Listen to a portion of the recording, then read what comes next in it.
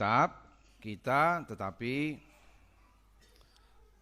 karena saya memakai Alkitab terjemahan baru 2, ada sedikit perbedaan terjemahan.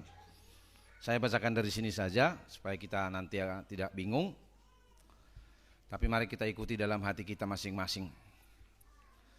Ratapan 3 ayat 49 sampai 57, demikianlah firman Tuhan. Air mataku terus-menerus bercucuran tiada hentinya, sampai Tuhan memandang dari atas dan melihat dari surga. Mataku memedihkan jiwaku oleh sebab semua putri-putri kotaku. Seperti burung aku terus diburu oleh mereka yang menjadi seteruku tanpa sebab. Mereka melemparkan aku hidup-hidup dalam lubang, melontari aku dengan batu. Air membanjir di atas kepalaku, pikirku, binasalah aku. Ya Tuhan, aku memanggil namamu dari dasar lubang yang dalam. Engkau mendengar suaraku, janganlah kau tutup telingamu terhadap keluhku dan teriakanku. Engkau mendekat ketika aku memanggilmu. Engkau berfirman, janganlah takut. Demikian pembacaan firman Tuhan hari ini. Saudara-saudara, Bapak Ibu serta dari kami remaja dan Apostle Bulung yang dikasihi Tuhan kita Yesus Kristus. Hari ini topik minggu kita dikatakan di sini, Tuhan dekat tatkala aku memanggil. Jonokdo debata uju jou wow. Satu pernyataan yang begitu menguatkan hidup kerohanian kita, yang menguatkan iman kita di tengah-tengah situasi yang mungkin kita masing-masing mengetahui apa yang terjadi di dalam hidup kita saat ini. Karena tentunya kita memiliki persoalan masing-masing. Kita memiliki masalah masing-masing di dalam hidup ini. Ya, mungkin substansinya berbeda-beda, tetapi apapun itu, masalah itu selalu ada di dalam hidup kita. Maka firman Tuhan hari ini ingin mengatakan Tuhan dekat tatkala aku memanggil. Supaya di tengah-tengah kesulitan kita yang pelik itu, di tengah-tengah persoalan yang menurut kita belum menemukan jawaban, kita dikuatkan bahwa Tuhan itu dekat. Tuhan itu ada bersama-sama dengan kita di tengah-tengah persoalan dan penderitaan yang kita alami di dalam hidup ini. Saudara-saudara, ada seorang pendeta yang dulunya dia mantan ateis. Dia bernama Lee Strobel. Dia pernah melakukan suatu survei di Amerika Serikat. Dia itu pendeta di Amerika Serikat. Ia membuat survei dan menanyakan penduduk Amerika itu, kalau mereka boleh mengajukan satu pertanyaan kepada Tuhan, pertanyaan apa yang mereka ingin ajukan kepada Tuhan? Mula dong suku-sukumu tu debata, hera-hera dia masuk suku me, nina surat majo nina ima di survei. Di papungu mas surveion, buku sudia kazolmana disukuni dikumpulkan survei ini, dan 90% lebih pertanyaan itu sama. Yaitu pertanyaannya, mengapa ada penderitaan di dunia ini?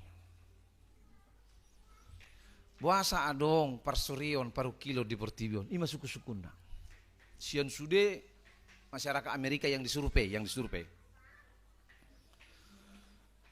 Dan memang mungkira boido i suku-suku di bagas rohamu. Bisa saja itu juga pertanyaan yang ada di dalam hati kita semua. Apalagi ketika persoalan itu menimpa hidup kita. Mungkin kalau kita sedang dalam persoalan situasi yang tidak menderita atau senang begitu, pertanyaan itu tidak muncul. Tapi ketika ada persoalan yang begitu pelik, begitu sulit, belum menemukan jawaban, mungkin kita bertanya, mengapa harus ada persoalan? Untuk itu saudara-saudara, memang kita harus sadari bahwa selama kita hidup, penderitaan, persoalan, kesukaran, manang parukilon itu selalu ada di dalam hidup manusia. Bukan sesuatu yang baru. Itu dari zaman ke zaman, dari generasi ke generasi, siapapun kita, apapun status sosial kita itu, kita selalu berhadapan dengan penderitaan itu. Ya bisa saja penderitaan itu yang kita buat. Tetapi seringkali penderitaan yang kita alami itu di luar kendali. Tak kita nama baik. Alero persoalan. Contoh major rupani ada bencana alam. Kan? Kalau kita lihat di Sibolga kan. Selesai bencana alam na bulat sedai romsen waing. Kan itu suku-suku yang di bagas rohani nasida. Masa musuh Tuhan? Apalagi ini Tuhan? Kan itu naik suku-suku. Di Begihodo hami Tuhan. Nah, jadi dia bisa sampai pada situasi itu. Tuhan, kau dengar enggak saya memanggil? Begitu kira-kira. Ya bisa saja karena ada kematian orang yang kita kasihi. Ada karena penyakit. Ada karena ya mungkin situasi ekonomi yang begitu sulit, yang belum menemukan jalan keluar, yang sudah kita berusaha masih tetap saja pada situasi itu sementara kebutuhan mendesak. Pada situasi-situasi seperti itulah muncul pertanyaan, mengapa harus ada persoalan Tuhan? Bukankah Tuhan Maha Kuasa lalu bisa mengambil semua persoalan itu lalu membuangnya jauh-jauh? Kita bebas dari persoalan itu. Itu kan jalan pintas yang kita pikirkan di dalam hidup. Seperti ada seorang ayah bernama Harold Kushner. Dia berkebangsaan Amerika tetapi dia berdarah Yahudi. Dia bergumul dengan penderitaan yang sangat berat karena anak laki-lakinya bernama Aaron. Masih berusia 3 tahun secara tidak terduga didiagnosis menderita penyakit progeria syndrome. Jadi penyakit progeria syndrome ini adalah suatu penyakit genetik yang sangat langka yang hanya dialami oleh 1 anak dari 8 juta kelahiran. Boy doi baik kok kamu naeng hati-hati ini si Harold Kushneron. Anaknya berumur 3 tahun secara tiba-tiba menderita penyakit progeria syndrome yang begitu ngeri, langka, yang hanya diderita 1 anak dari 8 juta kelahiran. Cukup-cukup na ibagas rohana, buah saya kon anakku. Adong 8 juta, halak. Tapi dari 8 juta ini, anak saya terpilih untuk itu. Jadi progeria syndrome ini adalah penuaan dini. Dia cepat-cepat menua, marumur 6 tahun dope ngasa tapi ngamar kerut nah. Boy ini sudah semua kerut tangan. Lalu beruban, masih satuan umurnya di bawah 10. Beruban. Lalu botak. Turmatua mai bana bereng. Dan divonis dokter umurnya hanya belasan tahun saja. Boy do naing ibah kok kamu mulai berek kamu anak komuna bawa songoni memang teh belasan tahun do umurnya nakong. Imana dia do opini si Harold Kushneron. Ujungnya memang dia itu si Harold Kushner tadi itu menceritakan keraguan dan ketakutannya menghadapi tragedi ini. Lalu di surat Toniba nama pengalaman pergumulannya dalam sada buku nama judul Why Bad Things Happen to Good People. Imana berangkat ibana sian kisah ni si Job manang dari kisah Ayub. Nah saudara-saudara memang seperti yang saya katakan tadi ada begitu banyak penderitaan yang dialami manusia di dunia ini yang menimbulkan banyak pertanyaan. Lalu kita bertanya apa peran Tuhan di dalam hidup kita di tengah-tengah penderitaan? Masihkah Tuhan berperan di tengah-tengah di ngulutau? Pertanyaan-pertanyaan klasik yang selalu muncul ketika kita menghadapi persoalan. Mengapa Allah membiarkan penderitaan ini terjadi? Buasa musa ikonau. Kenapa bukan anak orang saja? Buasa kalakan, au berzudau. Nyan gudang jol mana jugul Tuhan. Ya tu sima bae sahiton. Bahasa tuau. Hapi au na berjuan. Kan kita tidak tahu peristiwa bisa terjadi tanpa alasan. Lalu kita mencari jawaban juga tidak menemukan jawaban yang sempurna. Muncul mah pertanyaan-pertanyaan nakaning. Roma mangapuli hita sianaka parto dio dangi rupani. Kita datang menghibur, menguatkan dari gereja, dari sesama-sesama orang Kristen, orang percaya, saling menguatkan.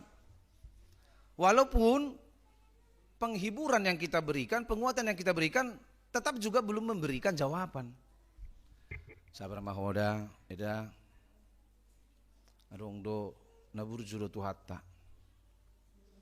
Muncul masuk suku di bagas rohana. Kebaikan Tuhan seperti apa yang ingin ditunjukkan melalui penderitaan?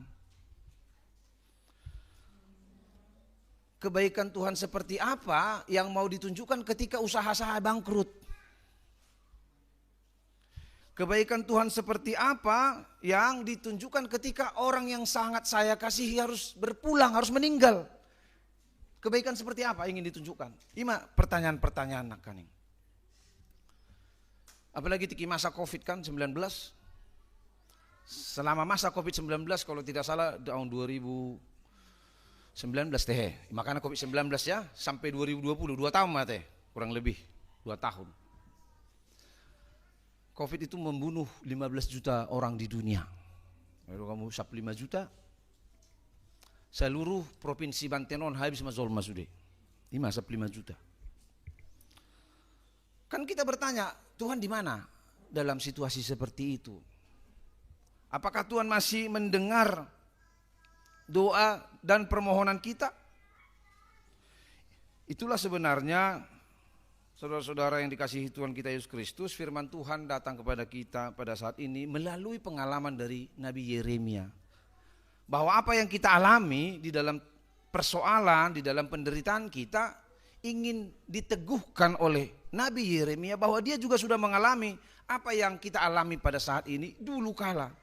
Tetapi di tengah-tengah persoalan dan penderitaan yang begitu berat yang dialami Nabi Yeremia, dia ingin mengajarkan kepada kita bahwa justru di dalam situasi titik nadir yang paling dalam lah kita berjumpa dengan Tuhan. Di situ perjumpaan dohok debata, di tengah-tengah di situasi nama cai mauli, di ambang batas keputusasaan itu, di situ kita ingin memanggil nama Tuhan dan di situasi itulah kita berjumpa dengan Tuhan, bukan di situasi kita ketika kita terhormat. Itu sebabnya Nabi Yeremia dalam ayat 55 dikatakan, "Ya Tuhan, aku memanggil namamu dari dasar lubang yang paling dalam." Ini simbol bahwa Nabi Yeremia berada dalam lubang yang paling dalam. Dia berada pada titik nadir yang paling bawah. Tapi justru pada situasi seperti itulah dia memanggil nama Tuhan. Bukan pada situasi kita sedang kuat. Bukan pada situasi kita sedang hebat, sedang senang. Jadi Tuhan tidak menunggu Anda itu kuat, baru Tuhan dekat. Tuhan hanya dekat ketika kita mau memanggil nama Tuhan. Olah nido. Berseru kepada Tuhan. Supaya apa? Supaya Tuhan mendengarkan ratapan kita. Itu asa guarni kitab pon nasinurato ni si Yeremia ini namanya kitab ratapan. Kalau bahasa Batak adung-adung, mengadungi, meratap. Jadi molo meratap ini sudah di atas menangis, itu kan? Molo menangis ya bisa menangis, tapi meratap ini sudah menangis terus menerus tanpa henti dan meratapi situasi yang sedang dia alami. Ini ratapan. Maka mulai dari pasal 1 sampai pasal 4 ini semua ratapan tentang situasi yang dialami oleh Yeremia di tengah-tengah penderitaan dia itu. Ya doa mu tangis nyan. Pasti doa ya apalagi akaina kan. Alain na idok tangis di son bukan tangis nasomal na ibaik kamu.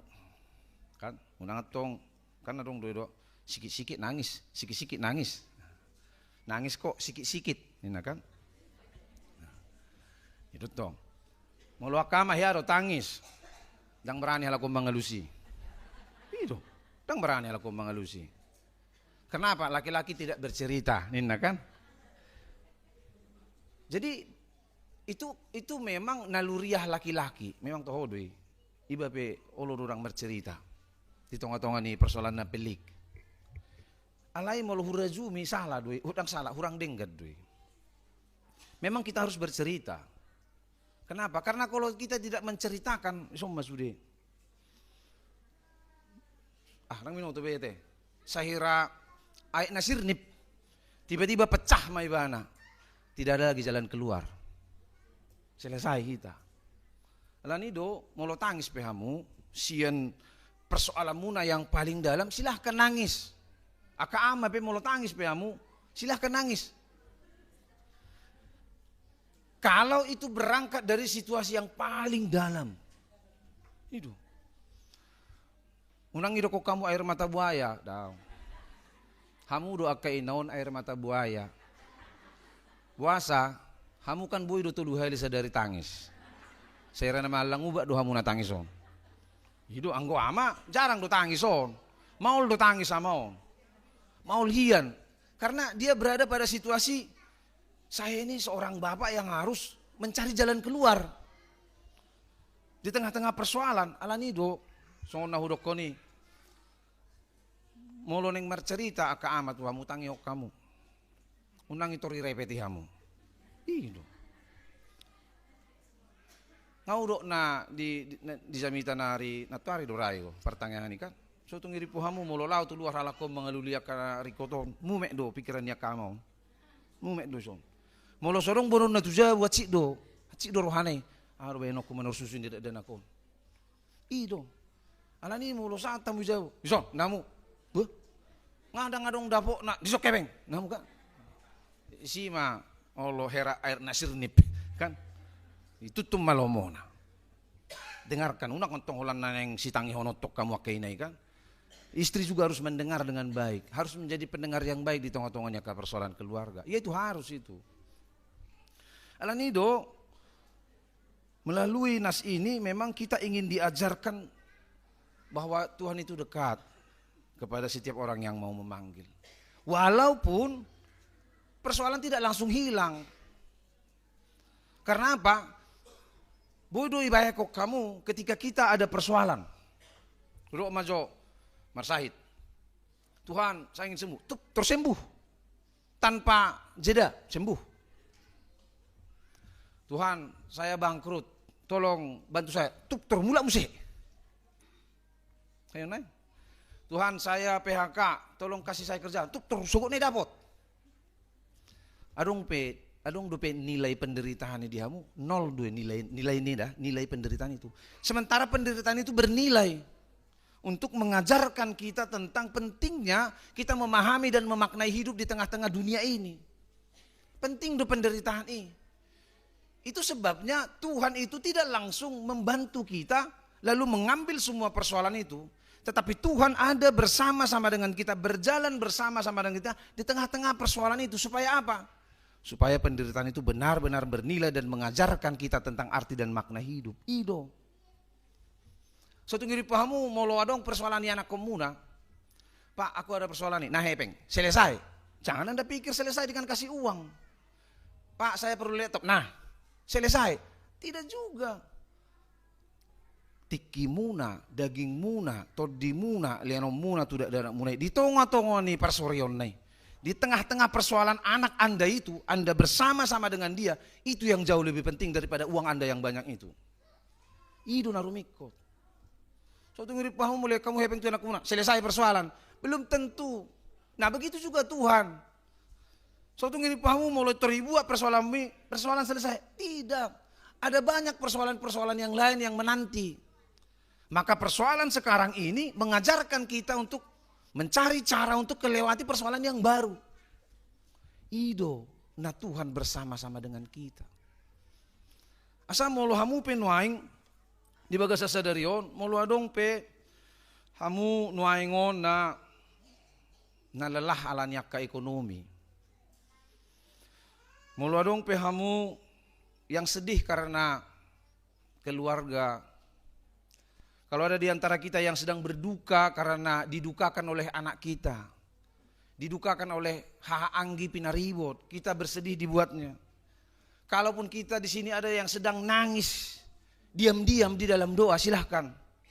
Tetapi firman Tuhan hari ini mau berkata kepada kita, engkau tidak sendiri, aku ada dekat dengan engkau kalau kau berseru kepada aku.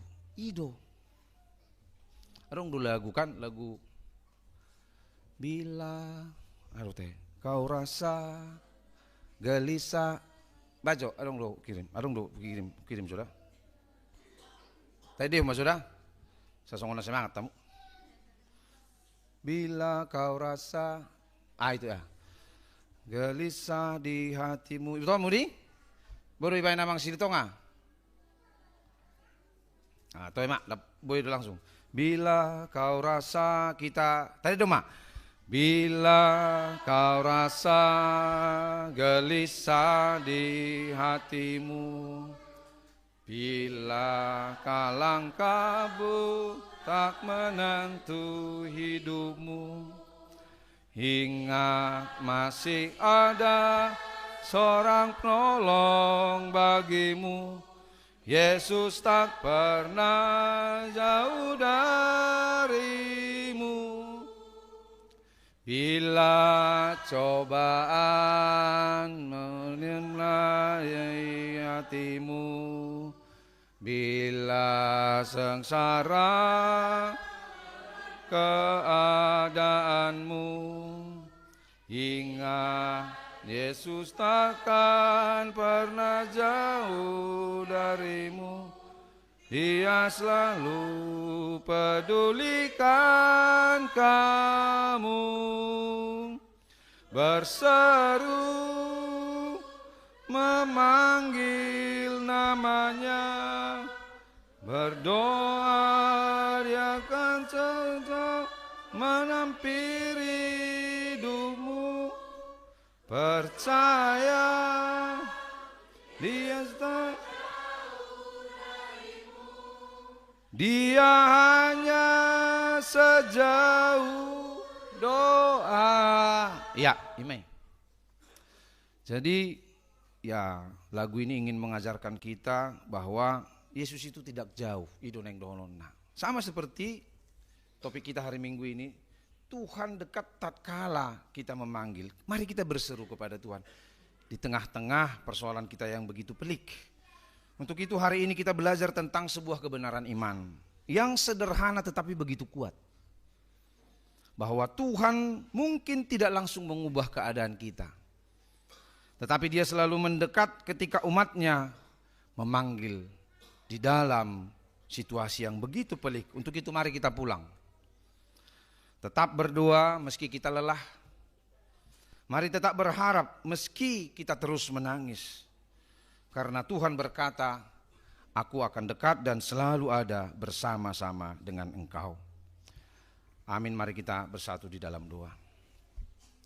Terima kasih Tuhan, sapaan firman-Mu hari ini. Yang begitu menguatkan kami di tengah-tengah dunia yang penuh dengan persoalan. Penuh dengan kesukaran dan penderitaan. Tetapi kami percaya bahwa Tuhan selalu dekat dengan kami. Ketika kami memanggil dan berseru kepada Engkau, Engkau selalu ada hadir di tengah-tengah kami untuk membantu kami dan menemani kami dalam semua situasi kami yang paling sulit sekalipun. Supaya bersama-sama dengan Engkau kami boleh melewati semua persoalan hidup ini. Untuk itu Tuhan, kami mau serahkan hidup kami seluruhnya. Seluruh jemaat-Mu HKBP Rajek Asri.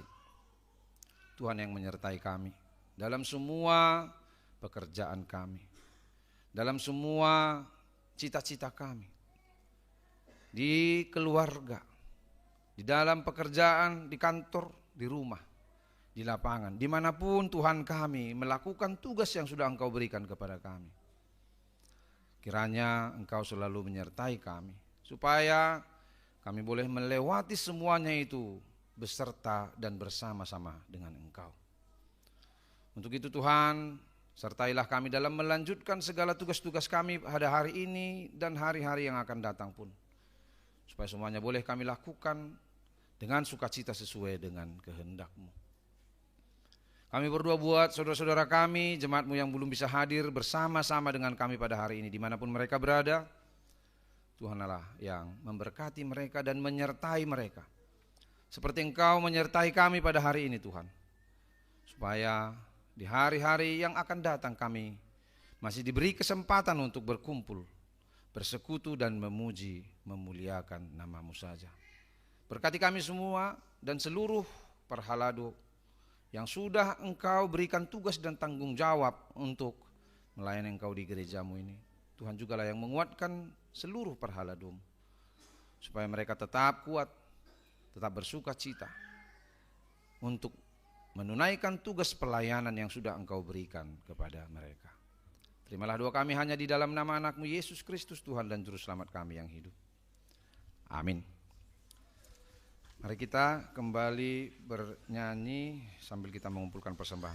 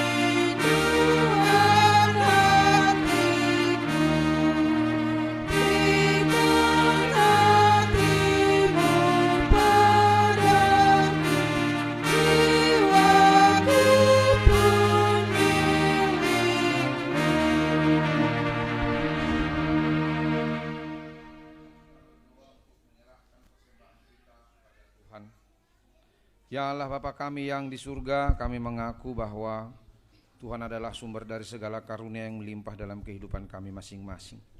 Sebahagian daripada karunia itu kami serahkan kembali sebagai persembahan kepada Tuhan. Terimalah dan berkatilah persembahan umat-Mu ini, agar dapat kami pergunakan untuk pekerjaan dan pelayanan kerajaan Tuhan di dunia ini. Bukalah hati kami untuk mengenal betapa banyak berkat dan karunia yang kami peroleh dari Tuhan, supaya kami senantiasa bersyukur kepadamu. Di dalam nama Yesus Kristus Tuhan kami, amin.